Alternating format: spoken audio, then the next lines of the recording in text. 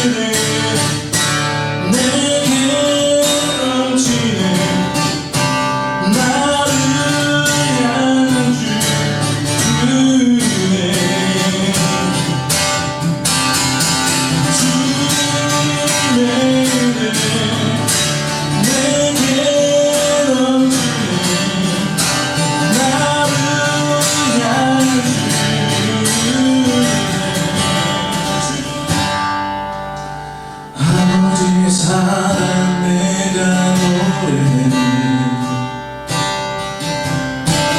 아버지 위에 내가 노래는 사랑 변함없으시 거짓없으시 성실하신 그 사랑 생각되고 지어주시는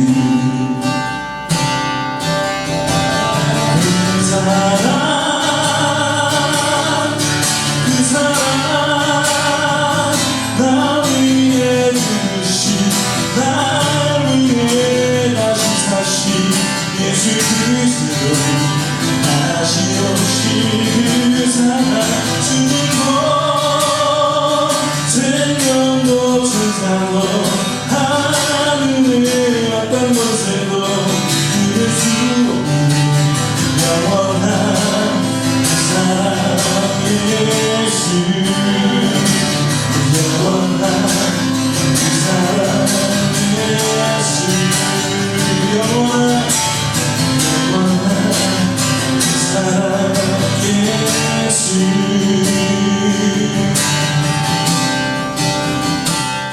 사무엘상 16장 4절에서 12절까지의 말씀 제가 봉독해 드립니다. 사무엘이 여호와의 말씀대로 행하여 베들레헴의 이름에 성읍 장로들이 떨며 그를 영접하여 이르되 평강을 위하여 오시나이까 이르되 평강을 위함이니라. 내가 여호와께 제사하러 왔으니 스스로 성결하게 하고 와서 나와 함께 제사하자 하고 이새와 그의 아들들을 성결하게 하고 제사에 정하니라. 그들이 오매 사무엘이 엘리압을 보고 마음에 이르기를 여호와의 기름 부으실 자가 과연 주님 앞에 있도다 하였더니 여호와께서 사무엘에게 이르시되 그의 용모와 키를 보지 말라. 내가 이미 그를 버렸노라. 내가 보는 것은 사람과 같지 아니하니 사람은 외모를 보거니와 나 여호와는 중심을 보느니라 하시더라. 이새가 아비나답을 불러 사무엘 앞을 지나가게 하매 사무엘이 이르되 이도 여호와께서 택하지 아니하셨느니라 하니 이새가 산마로 지나가게 하매 사무엘이 이르되 이도 여호와께서 택하지 아니하셨느니라 하니라.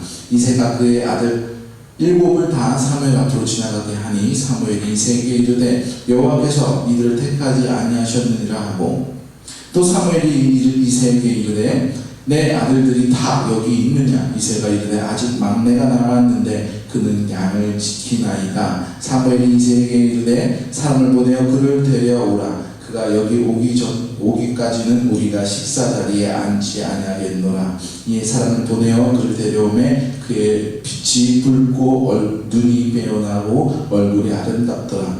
여호와께서 이르시되 이가 그니 일어나 기름을 부으라 하시는지라. 아멘. 저는 제 아이들을 이렇게 보면 참으로 신기하면서도 그 묘한 마음으로 행복감이 이렇게 다가옵니다. 왜냐하면 아이들이 둘 다 저를 닮았어요. 어떤 분들은 아내를 닮았다라고 하는 분들도 계시는데 간단하게 비교할 수 있는 게 있어요. 저희 아내 얼굴은 길쭉하고 제 얼굴은 동그랍니다. 아이들 얼굴을 보면 길쭉하게요, 동그랗게요? 동그랗습니다. 그 발을 보면 더 신기해요. 저 발은 발목이 너무 두껍고 발볼이 두꺼워가지고 신발 고르기가 너무 힘들어요. 운동화도 편하게 신을 수 있는 운동화를 찾기가 편하게 신어야 되는 운동화인데도 편하게 신을 수 있는 운동화를 찾기가 너무 힘들어요. 그래서 신발을 사면 며칠 동안 발이 괴롭습니다. 신발이 늘어나기 전까지. 근데 저희 아이들이 발이 그래요. 네, 보면은 참 재밌어요. 돌아가신 저희 외할아버지께서 저희 어머니가 5남매십니다. 저희 5남매 중에 저희 어머니가 첫째신데 저희 어머니가 첫째였고 또 여자였기 때문에 옛날 사람들은 보통 여자들이 남자들에게 양보하고 첫째가 동생들한테 양보해야 되는데 저희 어머니는 첫째이면서 여자였어요. 동생들한테 많이 양보를 했습니다. 그러면서도 저희 외할아버지가 저희 어머니에게 이렇게 양보를 하게끔 하였으면서도 불구하고 어디에 밖에 나가실 일이 있으면 동생들은 내버려두고 저희 어머니를 꼭 데리고 다니셨다라는 이야기를 들었어요. 저희 외할아버지가 봤을 때 저희 어머니가 외할아버지와 굉장히 많이 닮았다라고 그렇게 생각했다라고 하는 이야기를 저희 외할머니를 통해서 듣게 되었습니다. 부모가 자녀들을 다 사랑합니다. 똑같이 사랑합니다. 5손가락 중에 10손가락 중에 깨물어서 안 아픈 손가락이 어디 있겠어요. 그런데 그 손가락 중에 특히 예뻐하는 나도 모르게 또 예쁨을 표현하게 되는 그런 손가락이 있다라는 거예요. 특히 자기 자신을 닮은 자녀에게 그렇게 정이 간다라는 이야기를 어른들에게 들었습니다. 그런데 신기하게 저희 아들, 딸들은 둘 다 저를 닮았어요. 둘 다 예뻐요. 그래서 저는 라고 이렇게 오피셜하게 얘기를 합니다. 어쨌든 간에 하나님의 마음은 어떨까라는 생각이 들었어요. 하나님께서 우리 사람들을 보실 때 하나님의 모습을 형상을 담도록 창조하신 이 사람들을 볼 때에 하나님의 마음이 어떨까? 물론 하나님께서 모든 인류를 사랑합니다. 성경을 보면 악인들도 함부로 심판하지 않으신다라는 하나님의 마음을 볼 수 있어요. 자기 동생자를 우리에게 주시고 구원하시고 싶은 그 간절한 사랑의 마음이 있음을 우리가 압니다. 그러면서도 하나님께서는 특별히 불러주시고 사용하는 사람들이 있음을 볼 수 있어요. 특히 자기를 닮은 자녀들을 선택하는 모습을 볼 수 있다는 것입니다. 오늘 본문을 보면 하나님께서 자기를 닮은 자녀를 한 명을 선택하세요. 다윗을 두 번째 이스라엘 왕으로서 선택하는 장면이 오늘 성경에 담겨져 있는데 그 과정을 통해서 어떤 모습으로 살아가는 것이 하나님의 모습을 닮은 것인지 함께 살펴보길 원합니다. 하나님께서 이미 오늘 말씀에 보면 첫 번째 왕인 사울을 버렸어요. 그래서 두 번째 왕이 될 사람을 선택하는 장면이죠. 하나님은 사무엘 선지자에게 이새의 집에 가서 그 아들 중에 한 사람을 왕으로 내가 뽑겠다라고 말씀하십니다. 그래서 그 말씀을 들고 두려운 마음으로 사무엘 선지자는 이새의 집에 찾아가게 되죠. 그리고 이새에게 내가 제사를 위해 왔으니 너와 아들들이 함께 참여해라 라고 얘기합니다. 그리고 그 아들들이 하나씩 오게 되죠. 이새는 몰랐지만 사무엘은 그 아들들이 올 때마다 왕이 될 상인가를 보는 거예요. 유명한 대사 있죠. 내가 왕이 될 장인가라는 재미가 없나요? 네. 어쨌든가 그 영화 대사를 생각하면서 이세가 보진 않았겠지만 하나님께서 이 집의 아들들 중에 왕으로 삼을 자가 기름 부을 자가 있다 하니 아들들을 볼 때마다 생각하지 않았겠습니까? 6절 말씀에 보면 사무엘이 첫 번째 엘리압이 들어오는 것을 보고 이렇게 얘기하죠. 마음속으로 여호와의 기름 부으실 자가 과연 주님 앞에 있도다 라고 얘기하고 있어요. 이걸 보면 과연이라는 글자를 봤을 때 이건 평서문이 아니라 감탄문이다 라는 것을 우리 알 수 있습니다. 엘리야를 보고 감탄하고 있는 거예요. 과연 이 자가 왕으로 선택할 만한 자이구나 라고 하고 감탄하는 거죠. 하나님께 먼저 하나님 이 자가 먼저 들어왔는데 이 자입니까? 하고 묻는 것이 아니라 하나님 이 자입니다 라고 감격하고 있어요. 그때 하나님께서 뭐라고 말씀하십니까? 7절 말씀에 그의 용모와 키를 보지 말라라고 말씀하고 있어요. 아마도 엘리압이 그런 외모와 용모가 왕에 적합한 용모였나 봅니다. 그런데 하나님께서는 내가 이미 그를 버렸노라 라고 말씀하고 있어요. 내가 보는 것은 사람과 같지 아니하니 사람은 외모를 보거니와 나 여호와는 중심을 보느니라 하시더라. 이 말씀을 볼 때 엘리압을 하나님께서 버리셨나? 라고 생각할 수 있어요. 그러나 여기서 하나님께서 버리셨다 하는 사람은 다른 사람을 두고 얘기하는 거죠. 바로 사무엘의 기름 부은 첫 번째 왕 사울을 두고 하신 말씀입니다. 사무엘상 8장에 보면 백성들이 하나님께 왕을 요구하는 장면이 있어요. 8장 22절을 보면 하나님께서 그들의 말을 들어 왕을 세우라 라고 말씀해요. 그들의 요구를 받아서 니네 말대로 왕을 세워라 라고 말씀하고 있는 것이죠.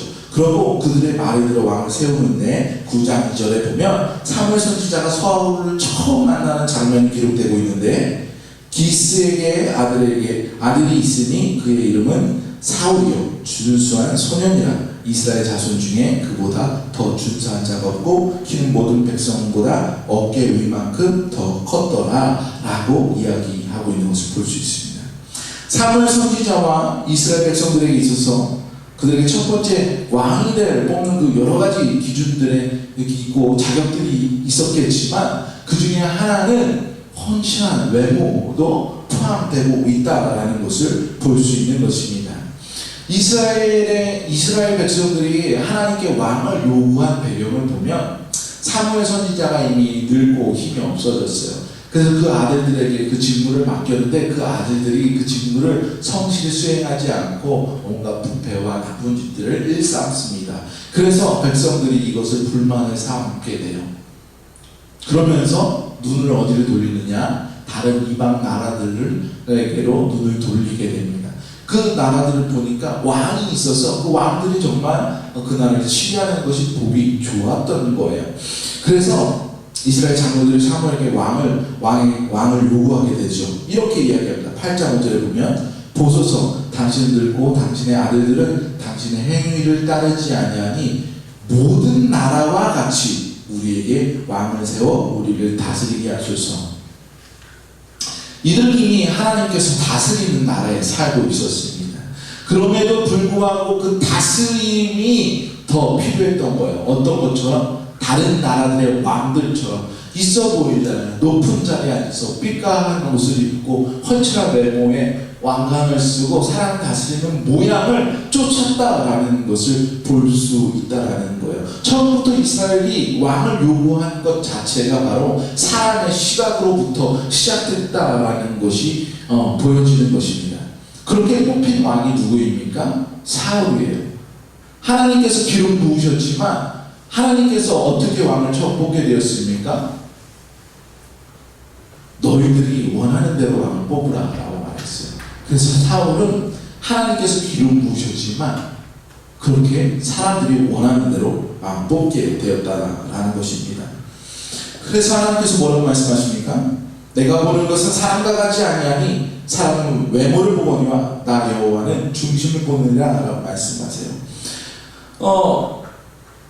이스라엘의 모든 백성들과 사무엘 선지자 또한 자신의 선입견 또 혹은 그런 편견들을 하나님께서는 깨뜨리고자 한다라는 것입니다. 사무엘이 처음 엘리압을 보고 이세 첫 번째 아들 엘리압을 보고 감탄하여서 하나님께 왕이 될 상입니다 라고 이야기했던 것을 볼 때에도 여러 가지 마찬가지로 하나님께서는 이 모습을 보고 지적하신 거예요. 네가 또 사람을 외모로 판단하고 있구나. 첫 번째 왕이 그때 그렇게 실패하였는데도 불구하고 네가 여전히 똑같은 실수를 하고 있구나 라는 것을 이야기하고 있다라는 것입니다. 이렇게 이세의 아들 7이 지나가는데 하나님께서 그들 가운데 기름 부을 자가 있지 않았어요. 그래서 사무엘이 이세에게 또 묻습니다.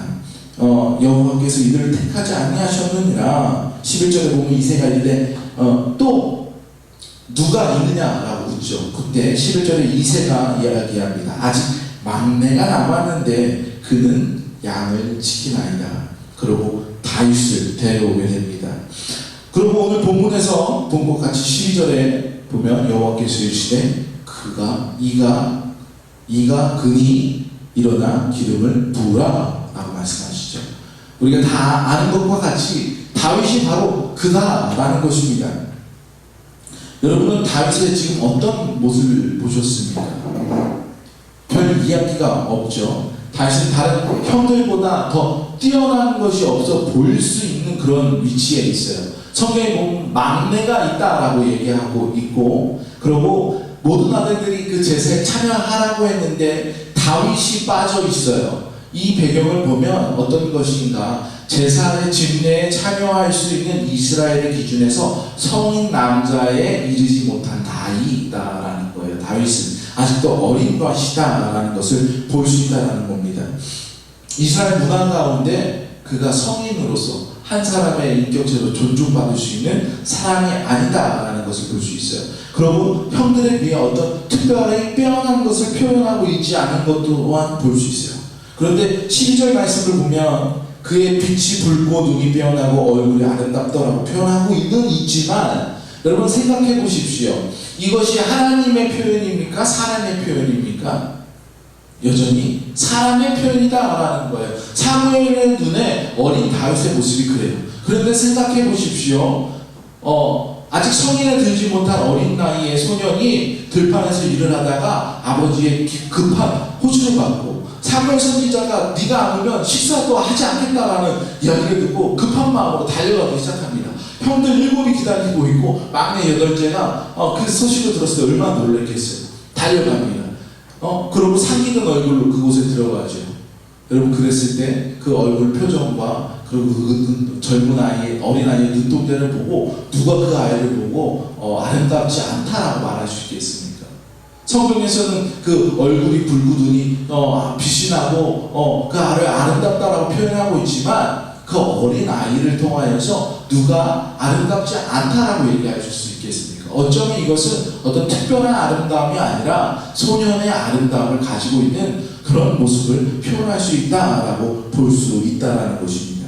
그러나 분명한 것은 사람은 여전히 이렇게 외모를 가지고 이야기하고 있지만 여전히 우리 하나님은 그 중심을 보고 이야기하고 있다라는 것입니다. 우리는 삶의 마음의 중심을 볼 수는 없지만 하나님께서 그 보시는 그 말씀을 통하여서 그 삶의 모습을 좀 발견하길 원합니다. 다윗은 당시에 어디에 있었습니까?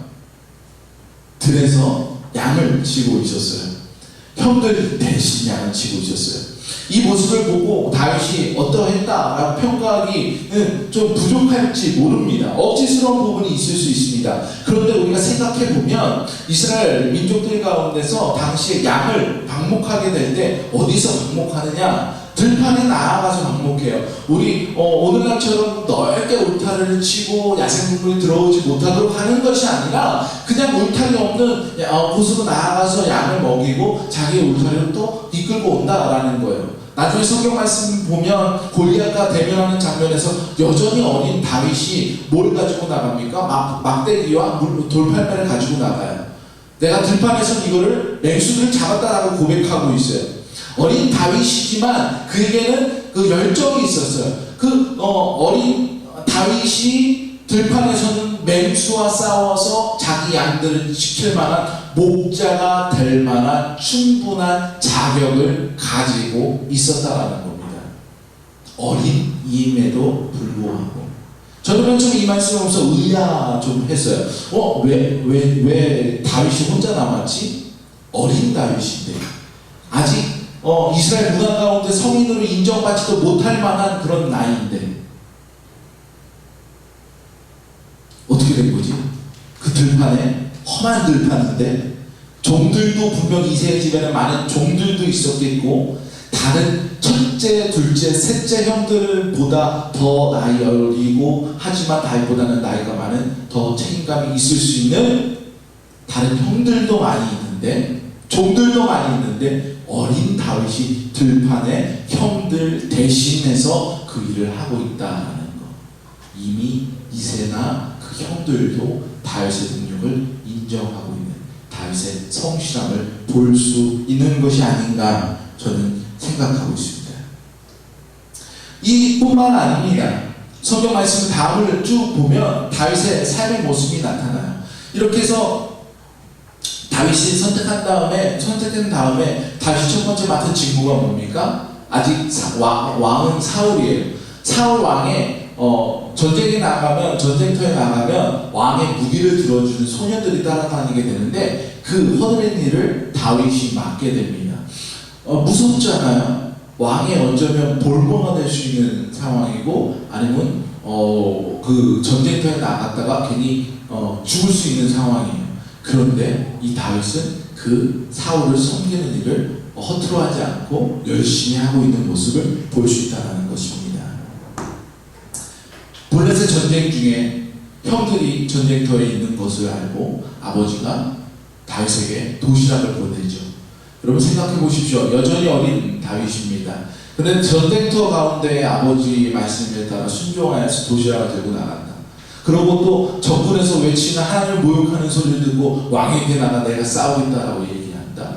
이 다윗이 보통 충성스럽고 성실한 사람이 아니다라는 것을 우리는 알 수 있을 거예요. 또한 다윗이 사울에게 쫓겨서 생명을 위태할 때가 있었습니다. 근데 사울의 배가 아팠어요. 그래서 동굴에 가서 용변을 보고 나오려고 동굴에 들어갑니다. 근데 마침 다윗이 그 안에 숨어 있었죠. 부하들이 지금 이때입니다. 가서 사울을 치십시오. 지금 무방비 상태입니다. 라고 말할 때 다윗은 어떻게 합니까? 아니다. 저는 하나님이 기름 부은 자야. 나는 하나님 말씀에 순종하면서 우리가 칠 수 없어. 라고 말하면서 어떻게 합니까? 사울에게 몰래 다가가서 옷자락을 잘라옵니다. 그러고 나중에 사울이 나간 후에 멀리서 다윗이 사울을 향하여서 외치죠. 내가 옷자락을 잘랐다. 내가 당신의 목숨을 취할 수 있음에도 불구하고 나는 이렇게 선한 사람입니다. 나는 당신을 해칠 의도가 없는 사람입니다. 라고 얘기합니다. 그때 사울이 감격하여서 내가 너를 더 이상 해치지 않겠다 라고 얘기하죠. 물론 그 다음에도 마음이 바뀌긴 하지만 이렇게 하나님의 성실한 사람은 사람을 감동시키는 사람으로 성장하고 있음을 볼 수 있어요. 여러분 생각해 보십시오. 무방비 상태인 적이 앞에 있어요. 몰래 가가지고 죽이는 게 쉽겠습니까? 몰래 다가가서 들키지 않고 옷자락만 잘라서 반대로 나오는 게 쉽겠어요. 가서 단칼 죽이고 나오는 게 훨씬 쉽습니다. 만약에 다가갔는데 부시럭거려서 눈이 마주쳤다. 그럼 어떻게 해야겠어요? 싸워야겠죠. 그런데 다윗은 싸울 마음이 없었어요. 옷자락만 자르고. 다윗은 그런 선한 사람이에요. 그런 하나님의 말씀을 그토록 따르기를 원하는 성실한 사람이었다라는 것을 볼 수 있다는 것입니다. 하나님께서 다윗을 선택한 이유가 바로 이것이에요. 바로 그 성실함이 하나님과 닮았다라는 것입니다. 성경에서는 하나님을 찬양할 때에 성실하심을 찬양합니다. 하나님께서 성실하셔? 이게 무슨 말이야? 근데 시편에서 보면은 엄청 많은 단어로서 하나님의 성실함을 찬양하고 있고 대표적으로 우리가 잘 아는 말씀이 있죠. 예레미야에 가서 3장 23절을 보면 우리가 찬송으로도 많이 이야기하는데 이것들이 아침마다 새로우니 주의 성실하심이 크도소이다 라고 하고 하는 말씀을 볼 수 있어요. 하나님께서 성실하다라는 말씀, 이것이 무엇일까? 성경 다른 번역을 보면 영어 성경을 보면 이 성실이라는 단어를 faithfully, faithfulness로 얘기하고 있어요. 이 단어를 처음 보면 faith는 온전한, 아니 faith는 믿음, 그리고 full 온전히 가득히라는 full이라는 단어 합성해서 faithful이라는 단어가 되죠. 그러니까 온전히 믿을 만한 것, 충직하고 성실한 것, 바로 그것이 이 성실이다라는 거예요. 단지 자기 일을 열심히 하는 사람을 가리켜서 저 사람 참 성실하네 라고 할 때는 그 사람을 믿을 만한 믿음이 가득하기 때문에 성실이라는 단어를 쓴다라는 거예요. 여러분 생각해 보십시오. 회사에서 회계 업무를 보는 사람이 열심히 사장의 지시 따라서 분식회계를 작성하고 비리를 저지르고 그렇게 한다면 그 사람을 보고 열심히 일하는 사람이지만 성실하네? 라고 말할 수 있겠어요? 아니잖아요. 왜 그렇지 않습니까? 믿을 만한 사람이 아니기 때문이에요. 우리가 회사에서 일을 열심히 하고 세상에서 일 열심히 하는 사람이 있어요. 그런데 세상 문화를 너무 즐기고 그들과 가까이 해가지고 흥청망청인 사람을 보고 성실한 그리스도인이다 라고 얘기할 수 없는 이유가 있지 않습니까? 그들의 믿음을 볼 때에 불성실하기 때문이에요. 불충함이 있기 때문에 그것을 가지고 성실하지 못하다라는 거예요. 하나님께서 성실하다라는 단어를 쓸 때 또 다른 단어가 하나 있습니다. 미쁘다라는 성경에 특이한 단어가 있어요. 미쁘다. 미쁘다가 뭐 예쁠 밑자를 써서 저는 어렸을 때 미쁘다가 예쁘다 줄 알았어요. 예쁠 밑자에 예쁘다라고 하니까 이거 예쁘다라는 얘기, 하나님 예쁘다라는 얘기인가? 예쁘신 하나님인가? 라고 생각했어요. 근데 그렇지 않아요. trustworthy. worthy는 그럴 만한 가치가 있는 걸 얘기하잖아요. trust, 믿을 만한 가치가 있는, 충분히 믿을 만한 사람. 하나님이 그런 사람이라는 거예요. 하나님은 그럴 분이라는 거예요. 우리가 충분히 의지할 만한 분이라는 거예요. 하나님이 성실하다라는 것, 우리를 위해 열심히 지금도 일을 하시고 계시다는 것, 졸지도 않으시고 주무시지도 아니하시는 분이 우리가 하나님이다라는 거예요. 우리를 눈동자같이 지키시는 분을 닮은 사람이 바로 다윗이었다라는 것입니다. 하나님께서 사울을 버리는 장면에서 하나님께서 이렇게 말씀하시죠. 사무엘상 15장 21절에 보면 사울에게 이르되 나는 왕과 함께 돌아가지 아니하느니 이는 왕이 여호와의 말씀을 버렸으므로 여호와께서 왕을 버려 이스라엘 왕이 되지 못하게 하셨음이니이다 하고, 하나님께서 사울을 버렸는데 왜 버렸어요? 사울이 먼저 뭘 버려? 하나님의 말씀을 버렸어요. 말씀을 버린다는 건 뭡니까? 그가 명령을 듣지 않았다. 불충하였다. 그의 믿음이 흔들렸다라는 거예요. 그렇기 때문에 그의 성실이 무너졌고 하나님께서는 그를 버렸다라는 것입니다. 사울은 하나님 앞에서 성실하지 못했어요. 그러므로 하나님의 관계가 깨졌습니다. 단지 그냥 자기 일에 열심을 가진 그 성실이라는 단어가 아니라 믿음과 깊이 연관이 있음을 여러분 기억하시기 바랍니다. 그리스도인들의 성실은 바로 이것이 필요하다라는 것입니다. 여러분, 예수님께서 제자들을 부르시는데 그 제자들의 자리를 한번 생각해 보십시오. 많은 제자들이 어부였는데 예수님이 부르시는 그 장소에서 그 제자들이 뭘 하고 있어요?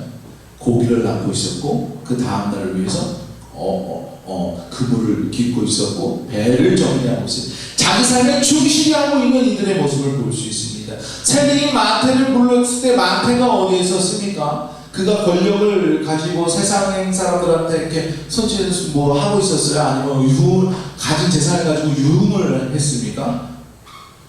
그가 어떤 세리가 하나님께 나아갔을 때 그가 만약에 어떤 세리가 아니라 사개오를 만났을 때 사개오가 예수님을 만나고 나서 뭐라고 합니까? 내가 다른 이에게 부담으로 거둔 것이 내가 나중에 7배나 더 갚아서 내겠다라고 얘기를 하게 돼요.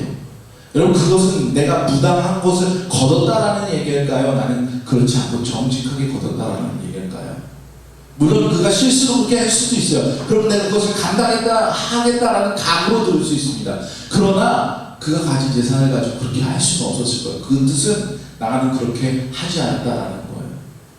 하나님께서 사람을 부르실 때는 그 사람이 그 자리에서 자기 자신의 삶에 최선을 다하고 성실한 사람을 부르셨다라는 것입니다.